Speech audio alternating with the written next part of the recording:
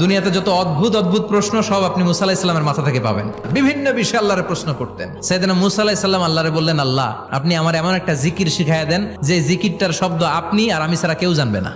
দিনে রাতে সব সময় এই জিকির আমি করব, আপনারে ডাকবো, কিন্তু শর্ত হলো এই জিকিরটা জানবে শুধু আপনি আর জানবো শুধু আমি। আল্লাহ বললেন, মুসা পড়ো লা ইলাহা ইল্লাল্লাহ।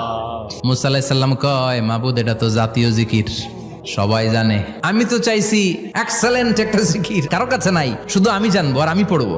আল্লাহ বললেন, মুসা এই লা ইলাহাকে যদি এক পাল্লায় রেখে দাও, তাম বিশ্ব, 7 আকাশ 7 জমিনটারে তুলে যদি তুমি আরেক পাল্লায় রেখে দাও, লা রাজাহাত কাফাতু লা ইলাহা ইল্লাল্লাহ, মুহূর্তের মধ্যে লা ইলাহার পাল্লা ভারী হয়ে যাবে। ও মুসা, তুমি যতই এক্সক্লুসিভ জিকির চাও, লা ইলাহার চেয়ে দামি জিকির আমার কাছে নাই।